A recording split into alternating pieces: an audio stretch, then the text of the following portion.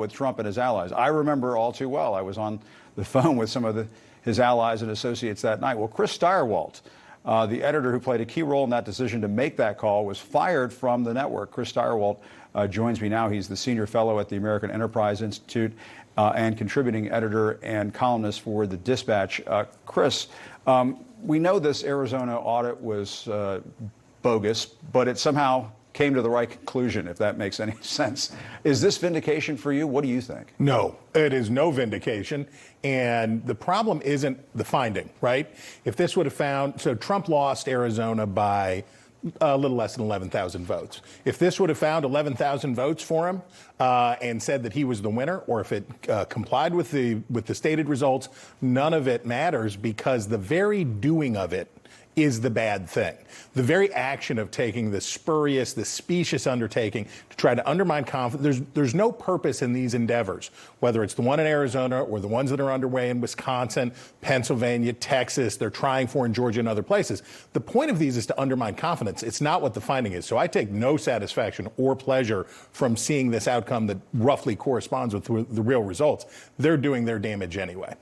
Yeah, all this craziness sort of blew up and came out of what happened with Arizona on election night. And could you sue for wrongful termination if you wanted to? I mean, is there a part of you that wants to get on the phone with somebody over at Fox and say, told you so? I don't think anybody. Well, everybody knows that we were right in our call. That's never been in doubt. And if I did that, I couldn't be here with you today hanging out. That's true. So that we would be deprived of this time together. So why would I do that? Good point.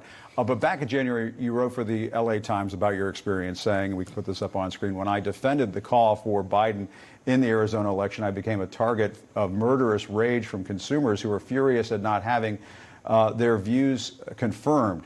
Have you gotten any apologies from folks out there? And what is all of that vitriol and say about, what is going on in this country right now?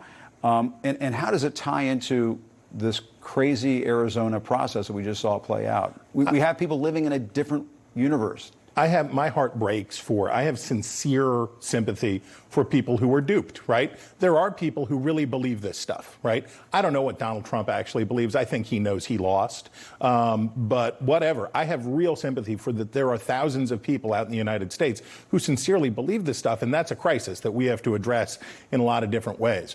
But I have only disdain for the people who continue to promulgate this and continue to, what Greg Abbott's doing or what Texans are doing, what other people are doing. They think it's placating Trump. But as the results in Arizona make clear, it doesn't matter what you find. He will claim fraud anyway. Right. He will still say that there was fraud, even if the finding says there wasn't. So even in a state like Texas that he won. Exactly. If you're that doesn't right, make any sense. The point is to undermine voter confidence in the process. Unfortunately, members of both parties make a habit of doing that these days.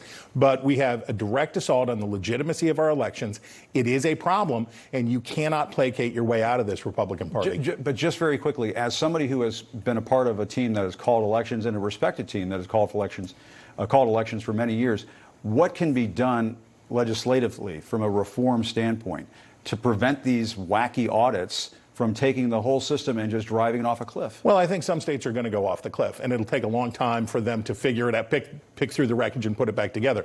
But I was pleased to see in California, and I want to see in other states, you got to have quick counts. You got to get the absentee ballots counted quickly. We need decisive results, because the longer that fat hangs over the fire, the more opportunity a demagogue like Trump has to pervert and subvert the result. So elections officials got to get it done quickly to shorten that window of mischief. Do it quickly and get it right. Yeah, get it right, please. Absolutely. All right, Chris, as you did, Chris Stirewalt, thanks so much.